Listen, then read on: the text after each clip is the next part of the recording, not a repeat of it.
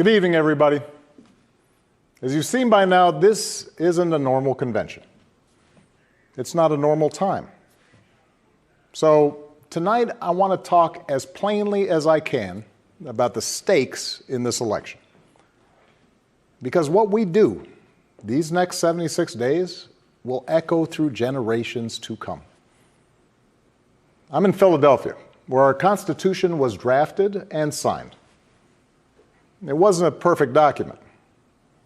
It allowed for the inhumanity of slavery and failed to guarantee women, and even men who didn't own property, the right to participate in the political process.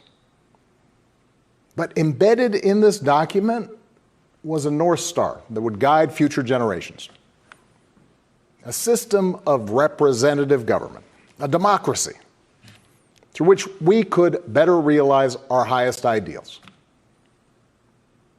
Through civil war and bitter struggles, we improved this Constitution to include the voices of those who'd once been left out. And gradually, we made this country more just and more equal and more free. The one constitutional office elected by all of the people is the presidency. So at a minimum, we should expect a president to feel a sense of responsibility for the safety and welfare of all 330 million of us, regardless of what we look like, how we worship, who we love, how much money we have, or who we voted for. But we should also expect a president to be the custodian of this democracy.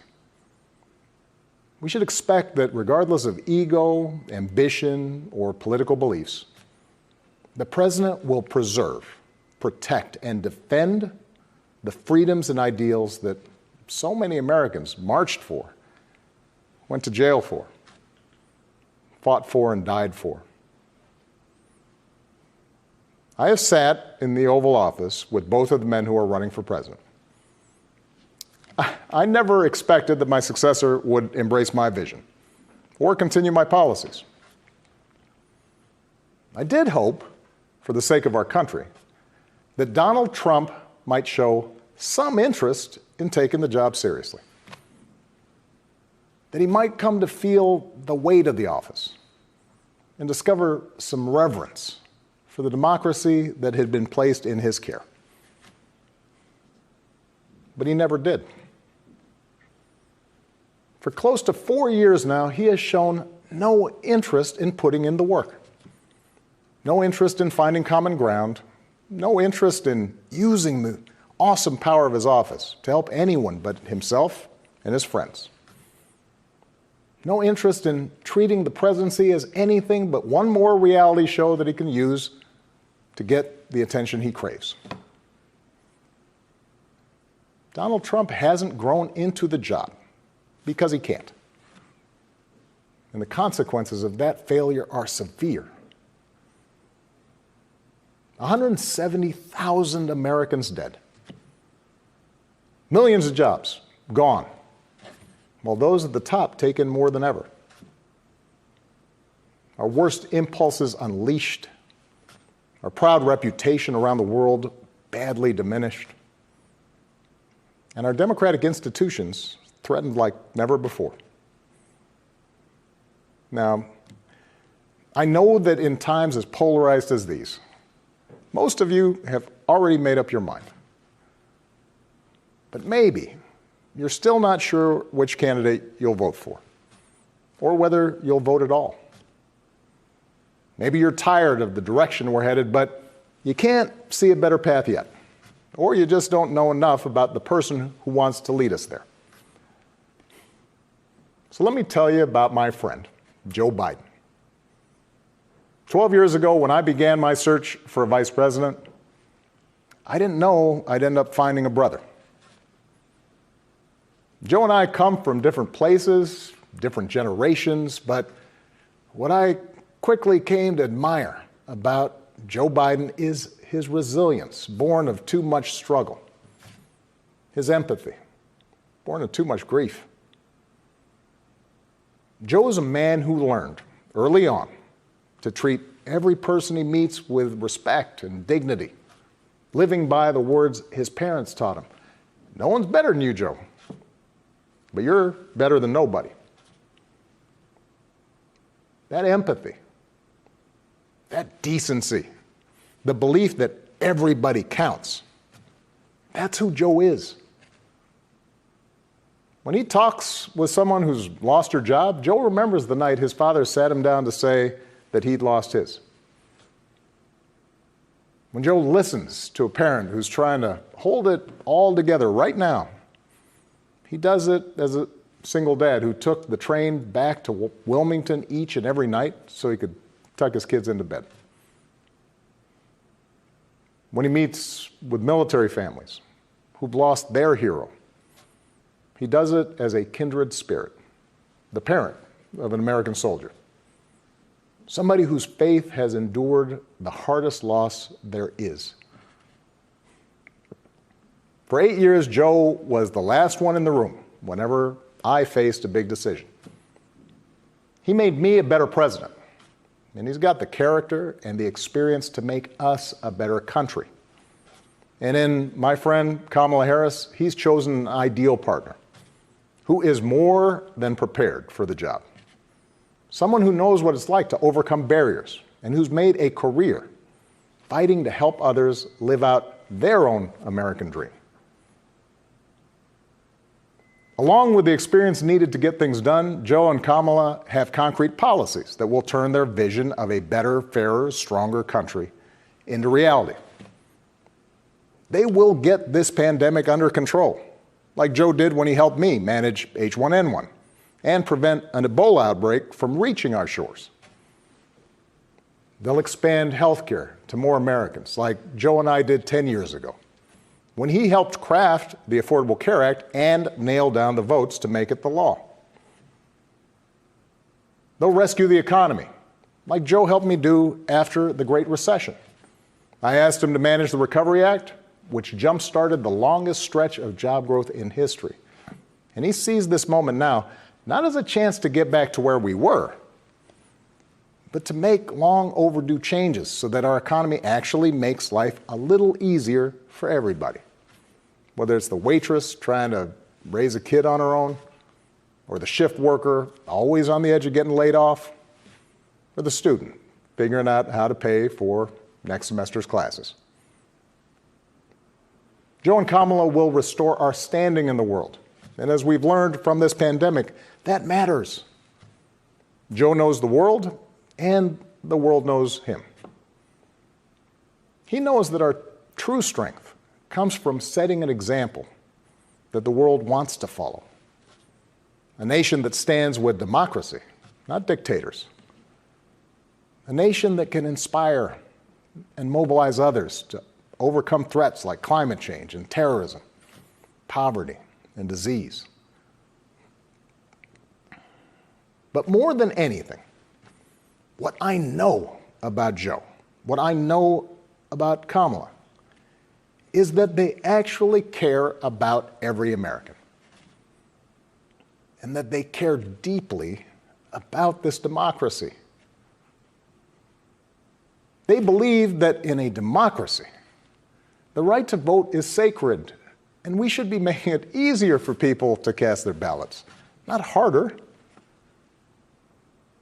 They believe that no one, including the president, is above the law, and that no public official, including the president, should use their office to enrich themselves or their supporters. They understand that in this democracy, the commander-in-chief does not use the men and women of our military who are willing to risk everything to protect our nation as political props to deploy against peaceful protesters on our own soil. They understand that political opponents aren't un-American just because they disagree with you. A free press isn't the enemy, but the way we hold officials accountable. That our ability to work together to solve big problems like a pandemic depend on a fidelity to facts and science and logic, and not just making stuff up. None of this should be controversial. These shouldn't be Republican principles or Democratic principles. They are American principles. But at this moment, this president and those who enable him have shown they don't believe in these things. Tonight, I'm asking you to believe in Joe and Kamala's ability to lead this country out of these dark times and build it back better. But here's the thing. No single American can fix this country alone. Not even a president. Democracy was never meant to be transactional. You give me your vote, I make everything better. It requires an active and informed citizenry. So I'm also asking you to believe in your own ability, to embrace your own responsibility as citizens, to make sure that the basic tenets of our democracy endure. Because that's what's at stake right now. Our democracy. Look, I understand why a lot of Americans are down on government. The way the rules have been set up and abused in Congress make it easier for special interests to stop progress than to make progress. Believe me, I know it. I understand why a white factory worker who's seen his wages cut or his job shipped overseas might feel like the government no longer looks out for him, and why a black mom might feel like it never looked out for her at all. I understand why a new immigrant might look around this country and wonder whether there's still a place for him here. Why a young person might look at politics right now, the circus of it all, the meanness and the lies and conspiracy theories, and think, what is the point? Well, here's the point. This president and those in power, those who benefit from keeping things the way they are counting on your cynicism. They know they can't win you over with their policies. So they're hoping to make it as hard as possible for you to vote and to convince you that your vote does not matter. That is how they win. That is how they get to keep making decisions that affect your life and the lives of the people you love. That's how the economy will keep getting skewed to the wealthy and well-connected. How our health systems will let more people fall through the cracks. That's how a democracy withers, until it's no democracy at all. And we cannot let that happen. Do not let them take away your power. Do not let them take away your democracy. Make a plan right now for how you are going to get involved and vote. Do it as early as you can and tell your family and friends how they can vote too. Do what Americans have done for over 2 centuries when faced with even tougher times than this. All those quiet heroes who found the courage to keep marching, keep pushing in the face of hardship and injustice. Last month, we lost a giant of American democracy in John Lewis. And some years ago, I sat down with John and a few remaining leaders of the early civil rights movement. One of them told me he never imagined he'd walk into the White House and see a president who looked like his grandson. And then he told me that he had looked it up. And it turned out that on the very day that I was born, he was marching into a jail cell, trying to end Jim Crow segregation in the South. What we do echoes through generations. Whatever our backgrounds, we are all the children of Americans who fought the good fight. Great-grandparents working in fire traps and sweatshops without rights or representation. Farmers losing their dreams to dust. Irish and Italians and Asians and Latinos told, go back where you come from. Jews and Catholics Muslims, and Sikhs made to feel suspect for the way they worshiped. Black Americans chained and whipped and hanged, spit on for trying to sit at lunch counters, beaten for trying to vote. If anyone had a right to believe that this democracy did not work and could not work, it was those Americans, our ancestors. They were on the receiving end of a democracy that had fallen short all their lives. They knew how far the daily reality of America strayed from the myth. And yet, instead of giving up, they joined together. And they said, somehow, some way, we are going to make this work. We are going to bring those words in our founding documents to life.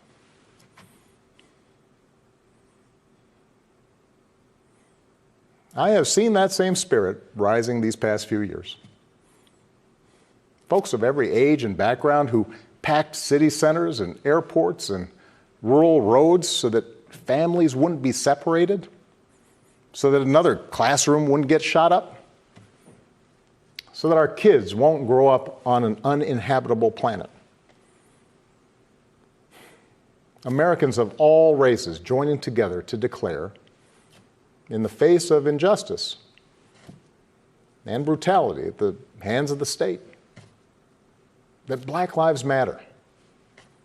No more, but no less. So that no child in this country feels the continuing sting of racism. To the young people who led us this summer, telling us we need to be better, in so many ways, you are this country's dreams fulfilled. Earlier generations had to be persuaded that everyone has equal worth. For you, it's a given, a conviction. And what I want you to know is that for all its messiness and frustrations, your system of self-government can be harnessed to help you realize those convictions for all of us. You can give our democracy new meaning. You can take it to a better place. You're the missing ingredient. The ones who will decide whether or not America becomes the country that fully lives up to its creed. That work will continue long after this election. But any chance of success depends entirely on the outcome of this election. This administration has shown it will tear our democracy down if that's what it takes for them to win. So we have to get busy building it up by pouring all our efforts into these 76 days and by voting like never before for Joe and Kamala and candidates up and down the ticket so that we leave no doubt about what this country that we love stands for today and for all our days to come. Stay safe. God bless. Hey, NBC News viewers, thanks for checking out our YouTube channel. Subscribe by clicking on that button down here and click on any of the videos over here to watch the latest interviews, show highlights, and digital exclusives. Thanks for watching.